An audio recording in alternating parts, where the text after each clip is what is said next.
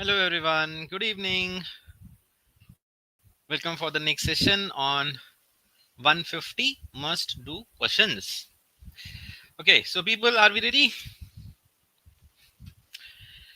All right, so I hope that we are ready to look at some, I would say, mixed bag of problems which are making use of concepts which are often tested, along with some questions which are bringing in new elements, new style of problems, new ways of asking the concepts.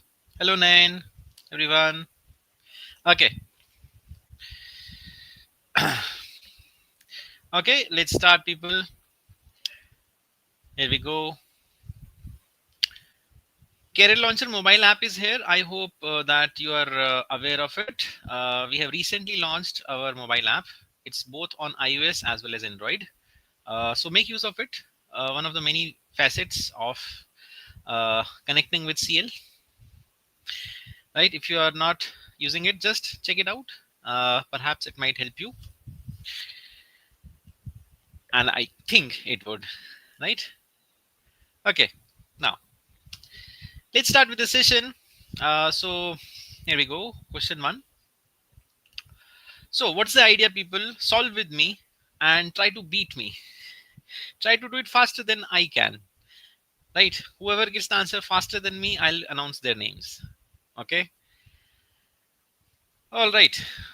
Shyam spends 60% of his income every month. Shyam spends 60% of his income every month when he gets a salary increment of 40%. Okay, very good. Very healthy increment. I would love that. Okay, Vinayak, what I'll do, I'll just stay with me till the end of the session. We'll have a general talk after this session. Just stay tuned. Okay. Thank you. I'll talk to you. Right now, when he gets a salary increment of 40%, the expenses rise by 25%. Thus, after the increment, Shyam's savings have basically options are increased or decreased by so much percentage, right? So let's track that. Income is expense plus savings, right? So therefore, we can just whenever so this is the question in which everything is just percentages, right? So there's no number as such given over here. So whenever there is no quantity, there is no monetary value, you can assume it, right? You can assume the value. There is some initial value, there is some final value, right? Income equals expense plus savings. So initially, let's start by assuming his initial income, that his initial income was 100 rupees. Okay, 100, whatever, right? He spends 60%, so he spends his expense for 60, and therefore he used to save 40, right? Uh, okay. Uh, Fine, Nan. We'll just see if that is correct. Nan is saying a option. Let's just check. Now he gets a salary increment of 40%. So what is a new income? This increases by 40%, right? So what is the new income? 140 rupees. His expenses, on the other hand, rise by 25%. So increase 60 by 25%. That will be the new expense, right? 60 into 1.25. 25% increase means multiply with 1.25 or 5 by 4. 60 into 5 by 4 is 75, right? Basic multiplier concept, right? So what is the new savings? 140 minus 75, which is 65. So savings have increased quite drastically from 50 to 65. What is the percentage increase? Percentage increase is increase upon initial value into 100%.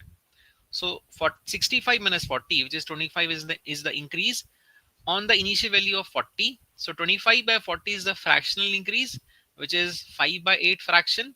1 by 8 is 12.5%. So 5 by 8 is 5 times of 12.5% or 62.5%. So this is an increase of 62.5%, right?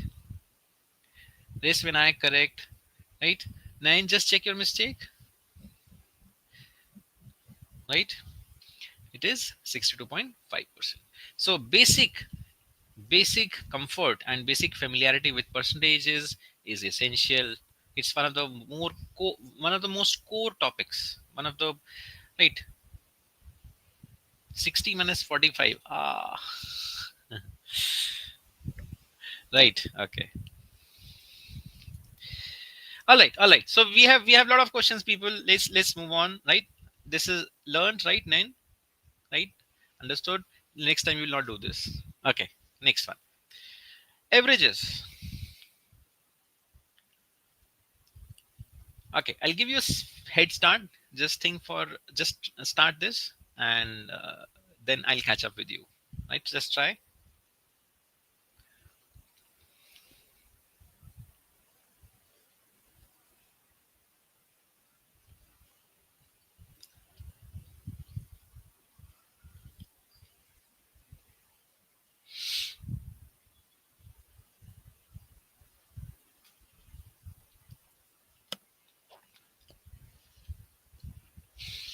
Okay. Right. I'm starting now.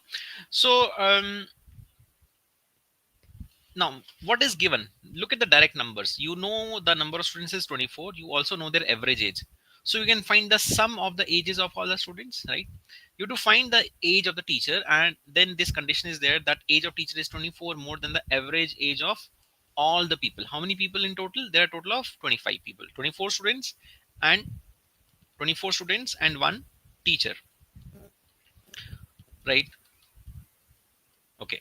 So uh, what is the total age of all the students? Total age of all the students is 24 into 17, right? Sum of values is number of values into average, 24 into 17.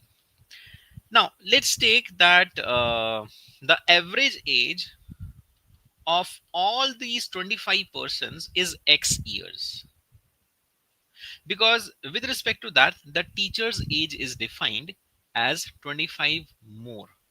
So if it is convenient to take the average age of all the 25 people as a variable, in that case, our teacher's age will become how much? X plus 24. Now we can apply the basic idea that total is sum into number of values.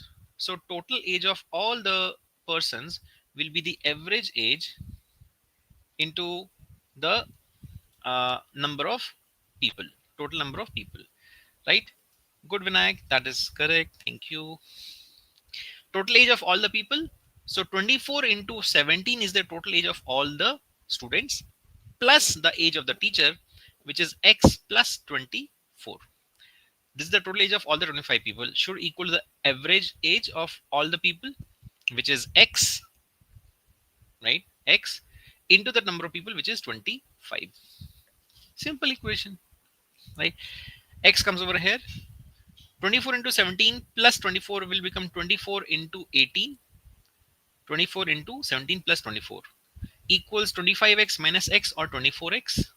You see, I deliberately did not calculate 24 into 17 because at the end, just by manipulating, I do not need to actually do any calculation. 24 cancels on both the sides. I simply get x is 18. What is the answer? The answer is the age of the teacher, which was x plus 24. X has come to be 18.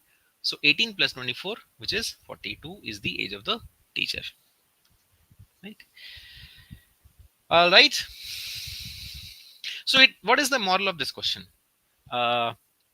Very crucial that you take the variable in the most convenient way, right? I would say identifying that you should take the average age of all the 25 people as the variable.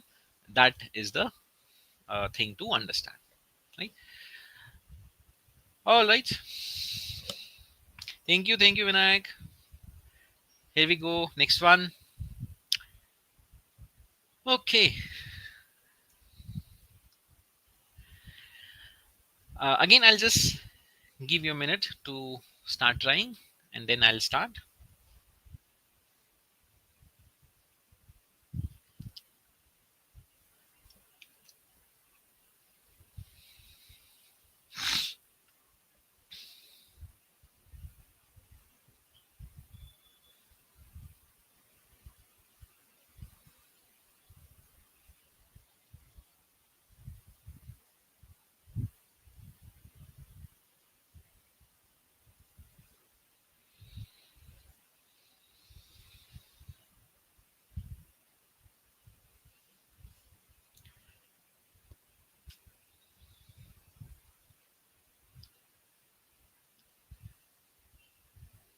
All right.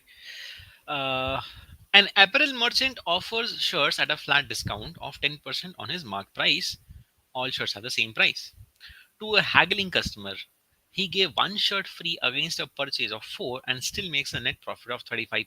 Again, it's a question in which no monetary value numbers are not given. So we can start by assuming again the cost, right? Cost is a starting thing from where we start ahead. From cost to we reach to the mark price, from mark price we reach to the selling price. Now, so he has done some markup, we don't know how much. Let's start by assuming the cost of one shirt as 100 rupees, right? Let's say that his marked price is some X rupees. This MP is the marked price, the retail price, right? So what is his actual selling price? The price at which he he is offering it, right? 10% is a discount, right?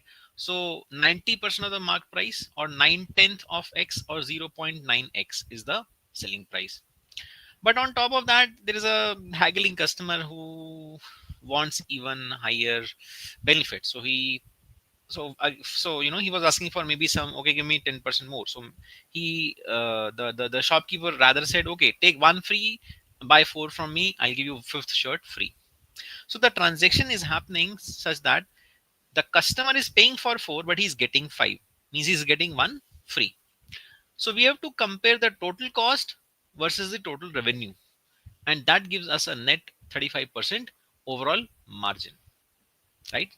So what is the total net cost to the shopkeeper? For the five shirts he is bearing the cost, so simply 500 rupees he is bearing. Ultimately he's giving away five shirts, right?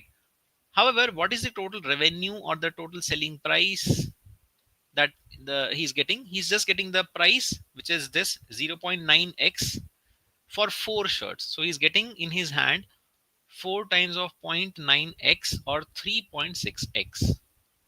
3.6 is 36 by 10, or 18 by 5 of x. So since he's having a 35% profit, it means that the total revenue or the total selling price should be 1.35 times the total cost price, right? 1.35 in fraction form.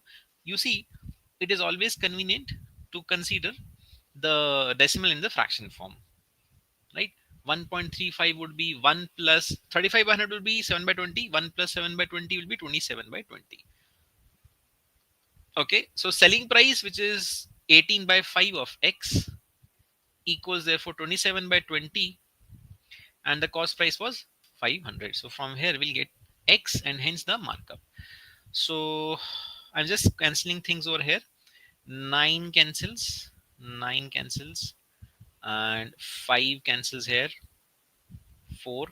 So I'm getting x to be 500 into 3 by 8, right? Which is 1500 by 8, which is 15 into 100. So 100, 4 will cancel. 15 into 25, 4 will cancel by 2. So this is 375 by 2, right? I ran out of space. It is 375 by 2, or 187.5. Right, so 187.5 is the marked price against a cost of 100 rupees. That's a 87.5% markup that he is keeping. Again, when I got this, right? So what's the moral of the story? Um, Again, the same thing. Start by assuming the initial parameter, which is the cost. Obviously, is the base value. Start from that, take it as a number, and just take the thing to be figured out as a variable, and then you know for the overall markup, for the overall profit, net profit, just write the net selling price is 1.35 times the net cost, right? So people, basically this is nothing but percentages, right? Profit and loss is nothing but percentages disguised, right? We are just using percentage concepts, right? So percentage is your pillar. I'm saying time and again, that is the one of the most strong pillars. All right. Numbers, it's a mixed bag, remember. 100 days, less than 100 days are there. So now we are on the last phase of our preparation. So we should be practicing throughout the topics. Okay, so I brought a core question on number theory based problem. Okay. Uh, so again, I'm giving you a minute.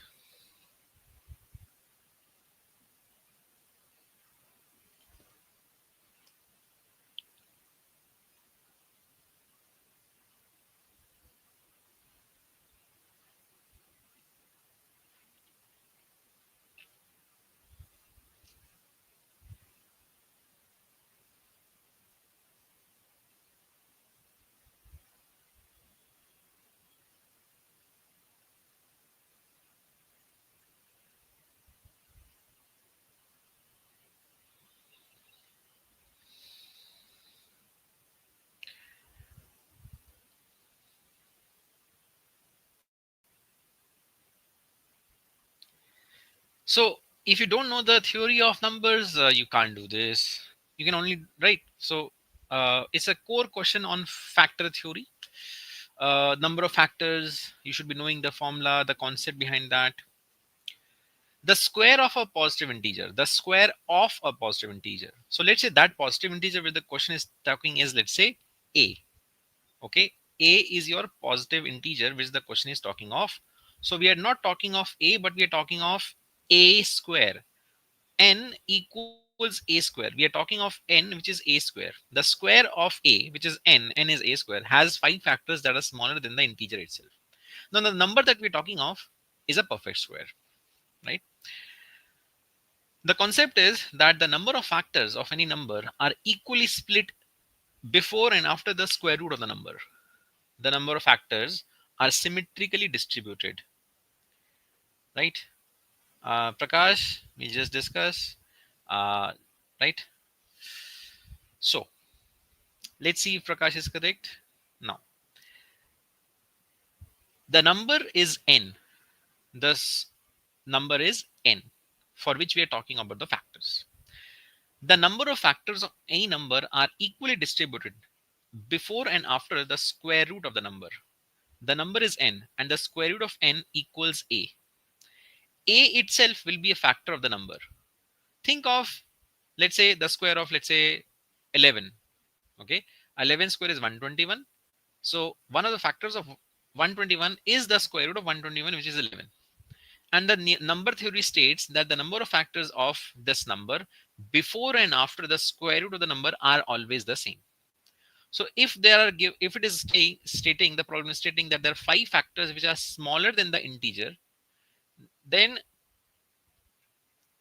there, right, the integer is a, remember, the integer is a. So less than a, which is less than square root of n, there are 5 factors. So more than square root of n, which is more than the integer, there are 5 factors. And there is also this one factor, which is a itself.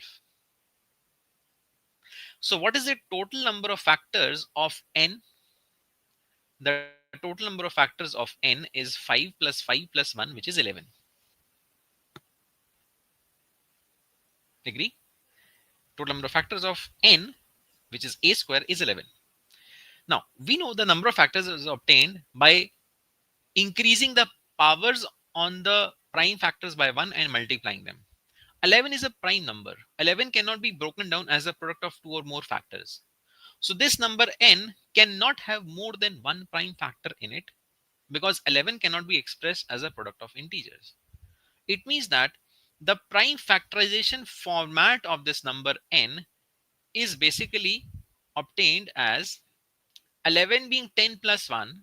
So the number n must be a 10th power of a certain prime number. N must be of the form p raised to power 10. P raised to power 10 will have 11 factors. 10 plus 1, 11. And there is no other format of the number, no other prime factorization structure of the number.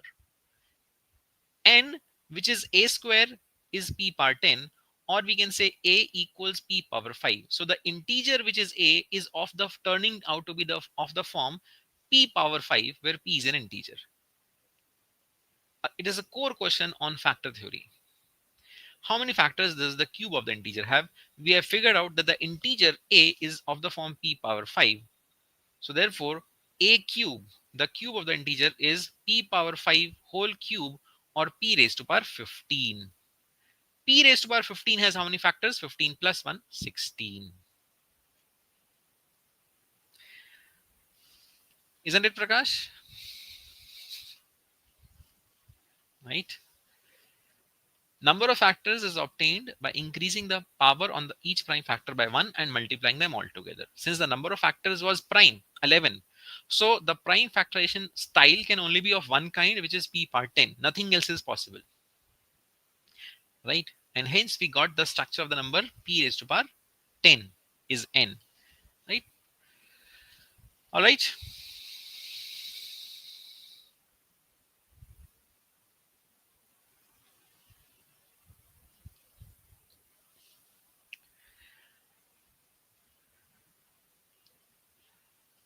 9. This is the concept on this you need to know. The number of factors of any number are equally distributed around the square root of the number.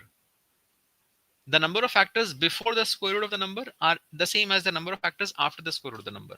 For example, take any number. Let's say 36. Let's call that 36. What is the square root of 6? 36, 6. So 6 itself is one of the factors of 36, and there are going to be equal number of factors before and after 6. Look at this. How many factors before 6? 1, 2, 3, 4. All these are factors. How many factors after 6? 9, 36, and 12, and 18, and 36. 4 factors here, 4 factors here. So the number of factors are equally split before and after the square root of the number. So this is, there were 5 factors before the integer. There must be 5 factors after the integer, and the square root itself is also a factor because the number is a square of a positive integer. Right? Okay. I'll keep on bringing these insightful questions for you. Next one. Okay. Now, I think everybody can get this.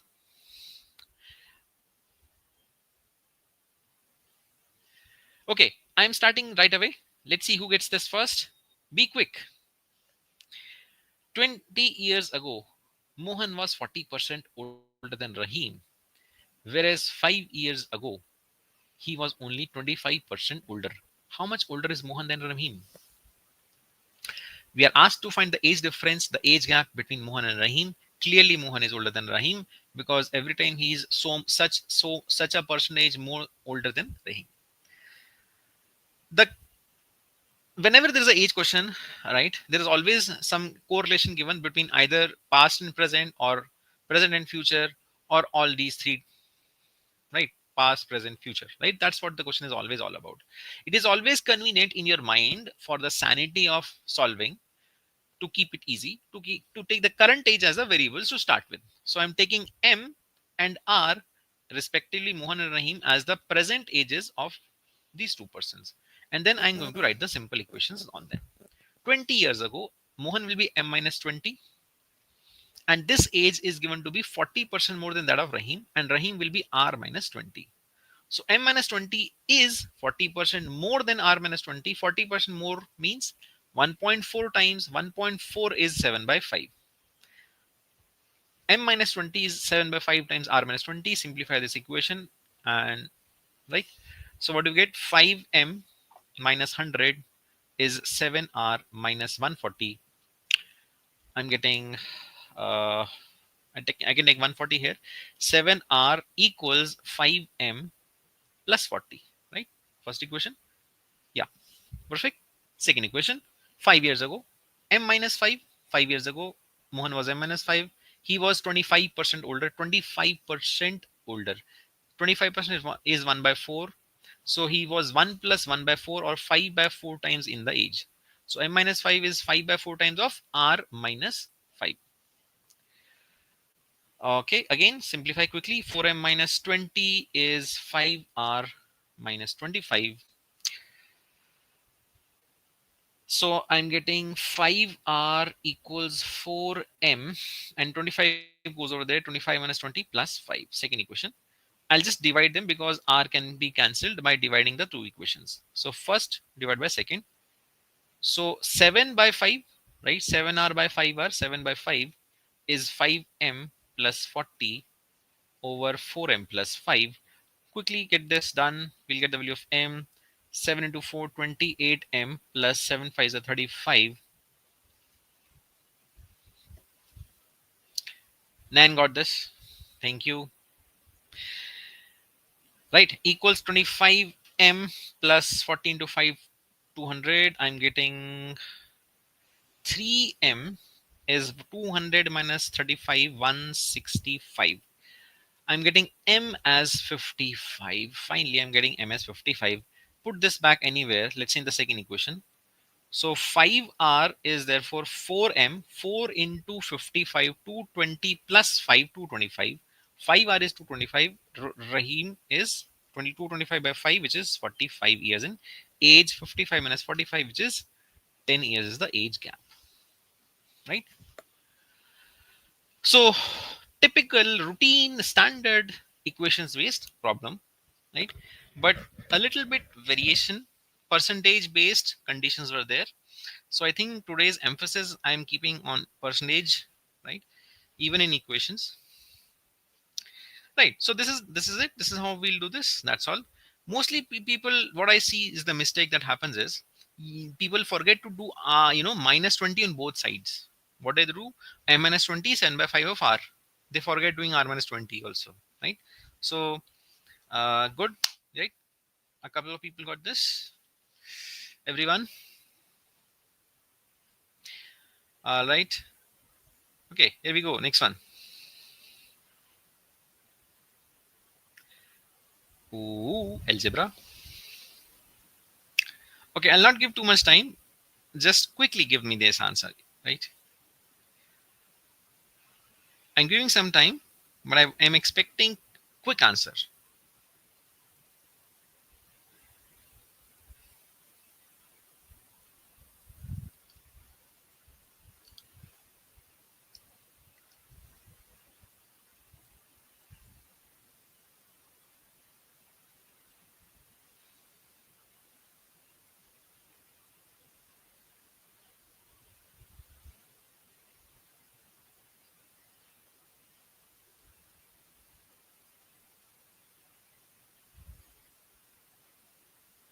Okay.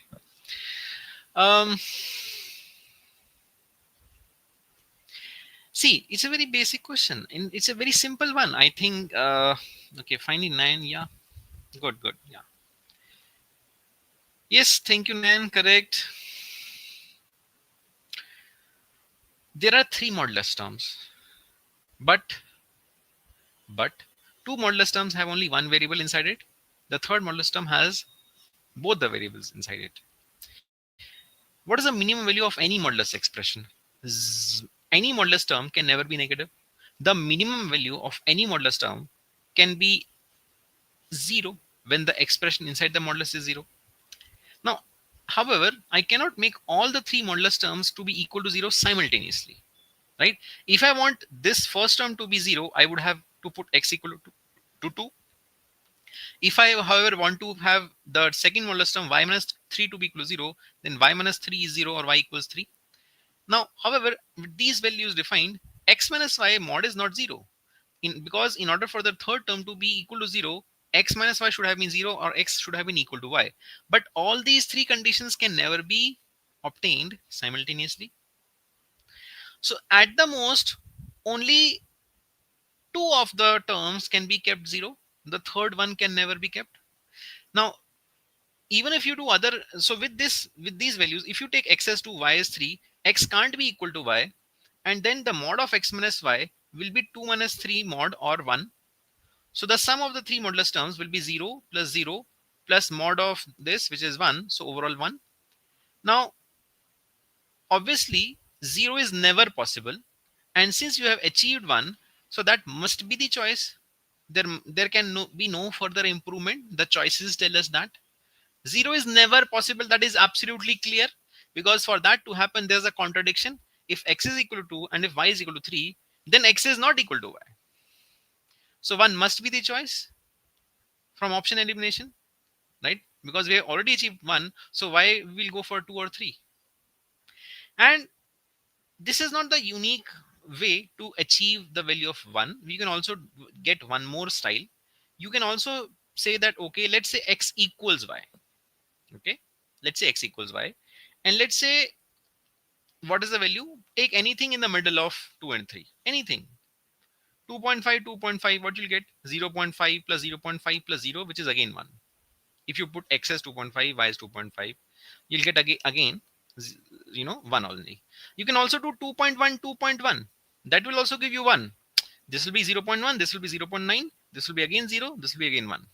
So there are two ways to achieve this minimum value of 1. In any which way, 1 is the optimum value. Right? Okay. So very basic question, I would say, right? On understanding modulus, right? Modulus is never negative. Thank you. Thank you, Aditya. Thank you, Nan. Next one. All right. We have a good question now. Now, I'm starting off. This is a good question. You can please try along with me and try to get this. Okay. A test consists of 60 questions. A test consists of 60 questions. Perfect. A candidate is awarded 4 marks for correct answer, while 1 mark is deducted for each wrong answer. Standard. There is no penalty if up to 5 questions are not attempted, but beyond that, a penalty of 0.5 mark is levied per question. Something that used to happen in XAT, isn't it, at a time? That negative marking for leaving a lot of questions as not attempted. Aman gave the exam and scored 12.5% of the total marks. At most, how many questions could Aman have not attempted in the test? Now, the challenge in this question is there are 3 things.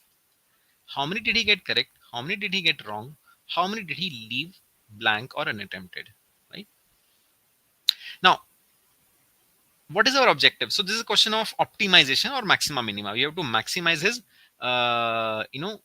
unattempted problem questions. So if he's getting a certain number of marks, whatever 12.5% of total marks, we can calculate that.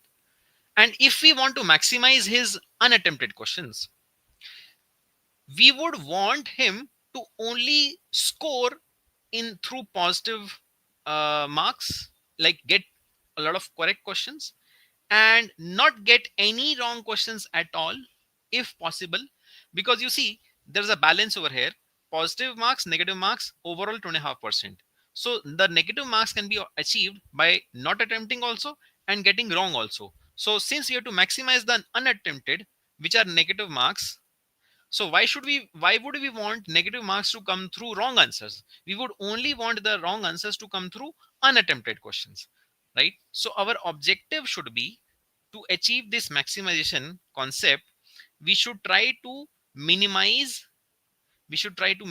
his wrong answers. We should try to minimize his wrong answers. Ideally, get it 0. But however, there is a typical constraint: an exact number of marks to be obtained, 12.5%.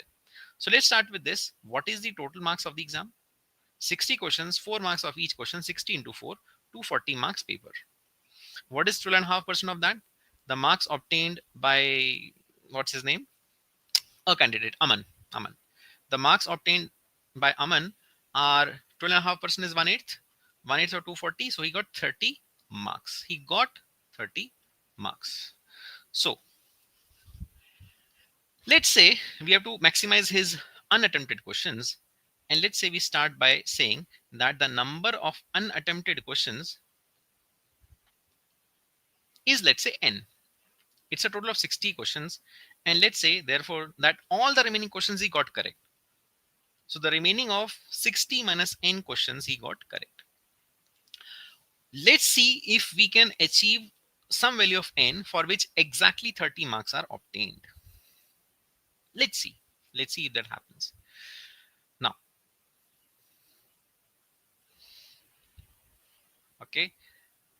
Anushka is saying 45.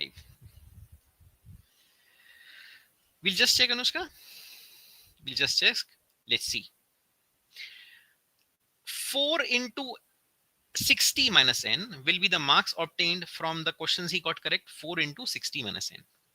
Now, if he did not attempt n of the questions, but for the first 5 of them, he was not awarded any penalty. So for only n minus 5 questions, he'll be given the penalty. So he'll be given minus half mark, 0.5 negative for every wrong questions beyond 5 questions. So out of n questions which he did not attempt, he will be given the penalty for only n minus 5 questions. So this is the marks that he will get. We want this to be equal to exactly 30. Hopefully, obviously n must be an integer. Hopefully if we get an integer value of n, then we are done and we have got the answer.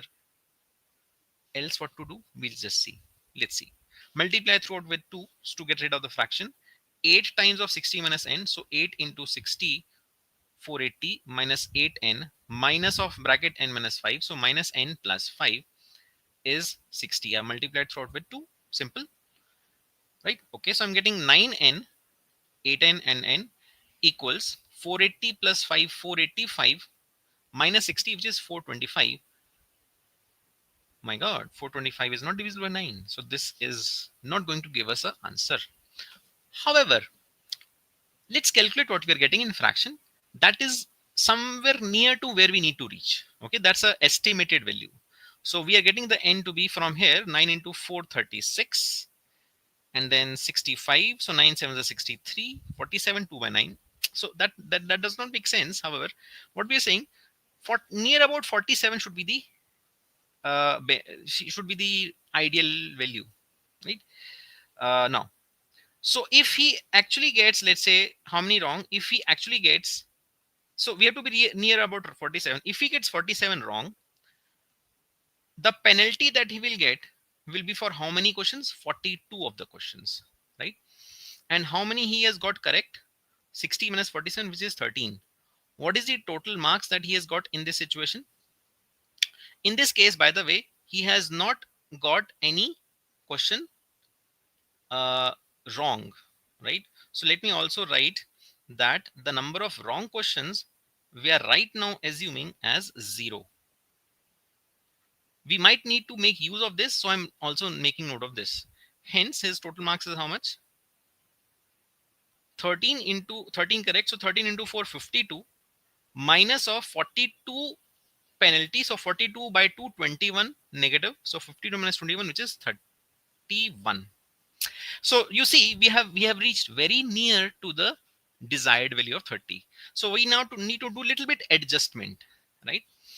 Now, since the penalty is of negative half marks for every further wrong question, so right now penalty is of 42 questions. Can I say the number of questions in which he got penalty must be at least even, so that we don't get something in decimal? Like if this was 48 wrong, then this will be 43. For 43 you'll get the penalty, then 43 divided by 2 will be decimal value, which is not, we do not want. So we must do some kind of adjustment by changing this by 2. So instead of 47, let's try with 45, right? If we do 45, then 40 he gets a penalty, right? For 40 wrong, he gets minus 20 marks. For 40 wrong, he gets minus 20 marks. Okay. Now he need to get plus 50 marks net. Remaining questions are 20. So out of 20 questions, if he gets, sorry, my bad, 15 questions remaining, right? For 45 questions wrong, 40 penalty. So remaining 15 questions.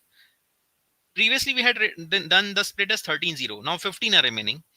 We need to get plus, effectively, we know we need to get plus 50, right?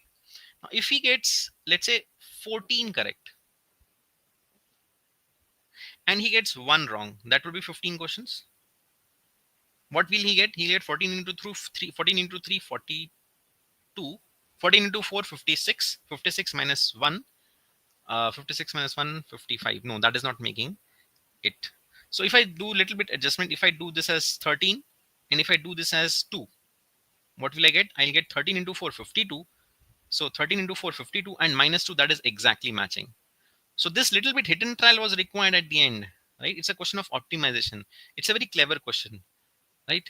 You have to do adjustment like this, right? And then we do get the value of 30 by doing this distribution of 45 wrong, 13 correct, and 2 wrong, which gives him the exact score of 30. So what is the answer? The answer is 45. Anushka got this. Very good. All right. Good people. So we have very intelligent people here. Right. So this is what is required sometimes. Little bit hidden trial, manipulation. Okay. Uh, make an equation, assume something to be 0, uh, get to the nearby value. We got 47 something. We started with 47. Then we did the adjustment. We reached to exact value of 30. Okay. Good, good, good. Let's see. Let's take the last problem for today. PNC. Let's do this. One question always comes on PNC, right? And very interesting questions like this. I would say this is something very interesting. I'll give you a minute to try or two.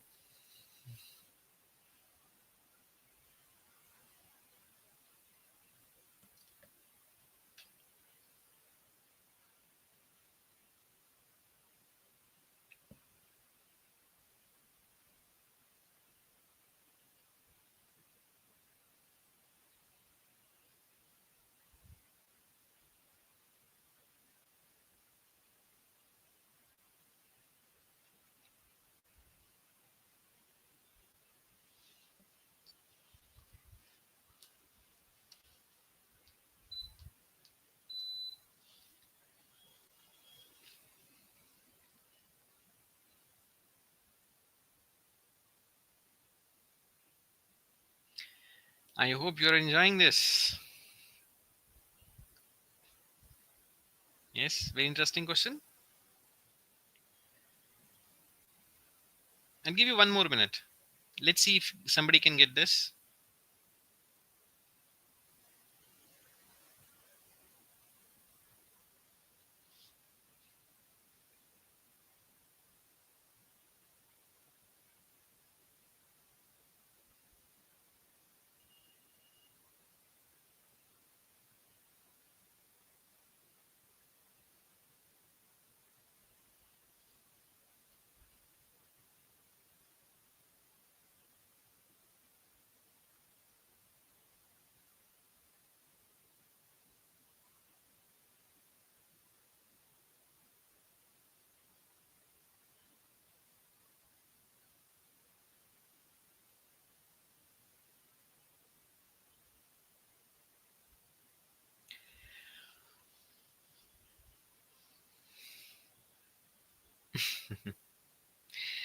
It's much larger than that, Aditya.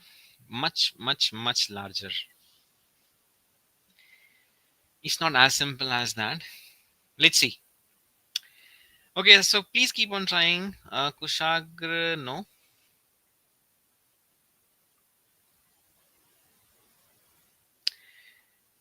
कुछ तो है इस सवाल में, कुछ हटके है. It's not as simple as that.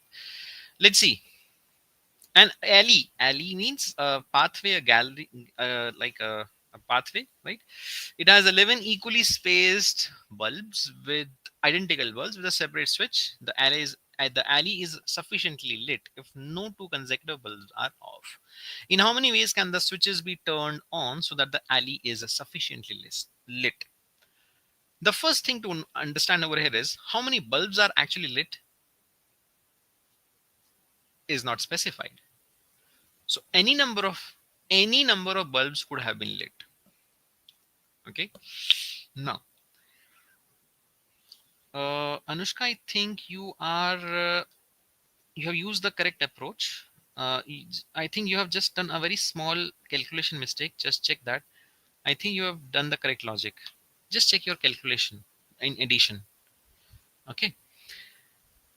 But I think you got this. Just check this calculation. Now, so here is people what it is. We don't know how many bulbs are lit. Okay. Anushka, just check your correction and let me know what you're getting. So any number of bulbs could be lit. We have to take all the possibilities for how many bulbs could have been lit. Okay. Now, obviously you cannot have just one bulb lit or two bulbs lit, because with such a less number of bulbs lit, it is impossible to achieve the given condition. No two consecutive bulbs should be off. So the first thing to understand is how many minimum bulbs have to be lit. Minimum bulbs that should be lit. So just I'm writing at what positions the bulbs can be lit for the minimum possibility. From position number 1 to position number 11, let's say the first bulb is off because we want to minimize the number of bulbs lit. So let's say the first one is off, and then the second is on, the third can be off, the fourth can be on, fifth off, sixth on, seventh off, eighth on, ninth off, 10th on, and then 11th off. So alternatively on and off, starting with off on either ends. So we need only these 5 bulbs to be lit, 2, 4, 6, 8, 10 positions. So the minimum bulbs that must be lit is 5. Now we should do one thing. Take all the possibilities for how many bulbs are lit, the number of bulbs lit. Starting from minimum of 5, we know. Then, the number of ways respectively that which bulbs could be lit, right? If the number of bulbs are lit are 5, then the number of ways that we can distribute the bulbs that are lit is obviously only one way, because you cannot do any other rearrangement, shuffling of this, right? This is just one way. Now, as we keep on increasing the number of bulbs, we have to figure out the logic behind how to count the number of ways. Right now, we have just manually counted this because obviously this is only one way. But what happens later on? With 6 bulbs lit, means the remaining 5 are off. What we should be thinking? We should be thinking, okay, let's just say this is, I'm writing the bulbs as, B1, B2, B3, and so on. So I'm writing, let's say B1 is there, let's say B2 is there, B3 is there, which is on, right? And so on, B5, B6, which are on. The other 5 bulbs which are off should be placed in any of the gaps amongst these bulbs, in and around them. So with 6 bulbs, if I count the number of gaps in and around, there are 7 of them. There are 7 gaps, isn't it? For example, if there were only 2 bulbs, let's say B1 and B2, then how many gaps? 1, 2, 3. With 2 bulbs, 3 gaps. With 6 bulbs, 7 gaps. So from the 7 gaps that we have, we should select 5 gaps, 7C5, and place the bulbs which are off in those 5 gaps. So 7C5 ways.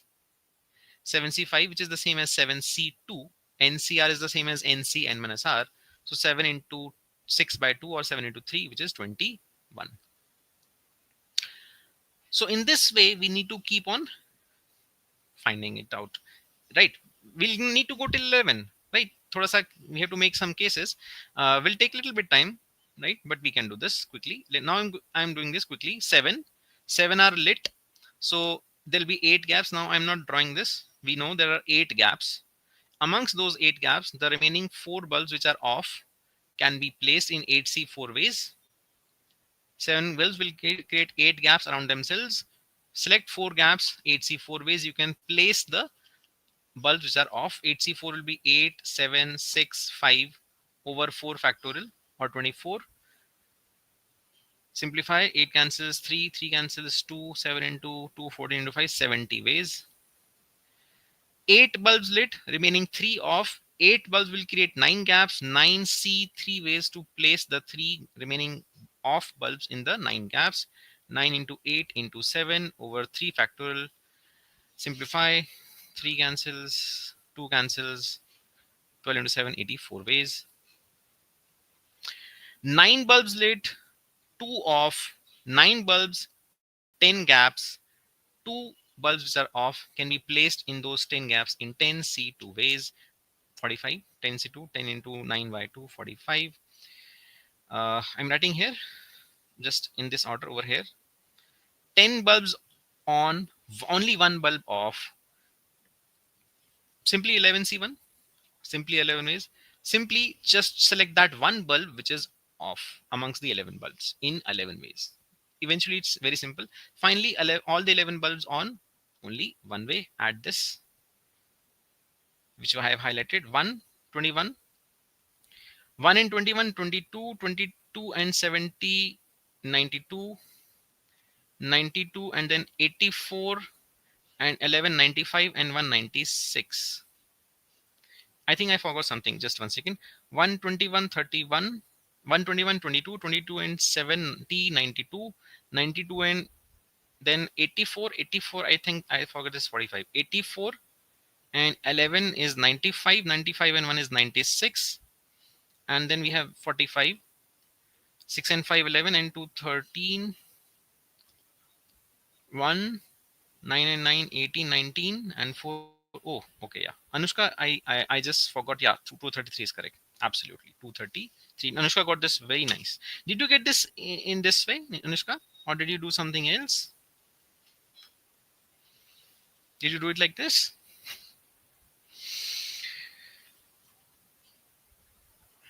Because there is an alternate way also, but this is one of the ways, right?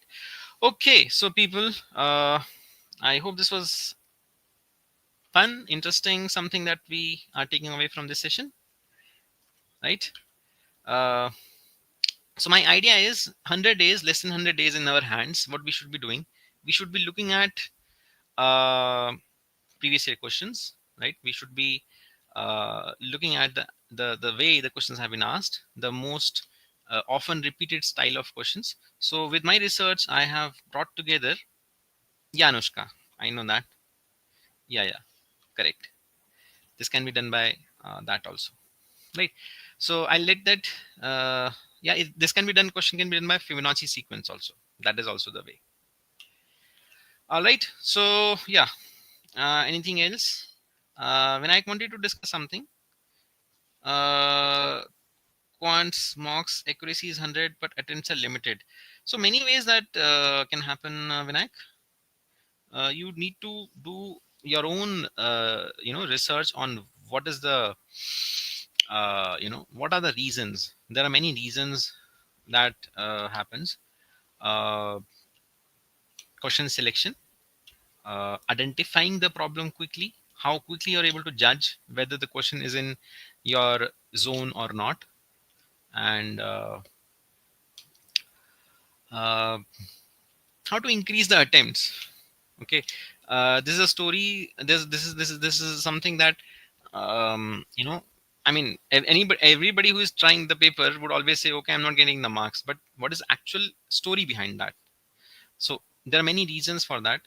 You need to perhaps sit down with your own mocks analysis, and our mocks give you a very thorough analysis. Our CTC Pro, right?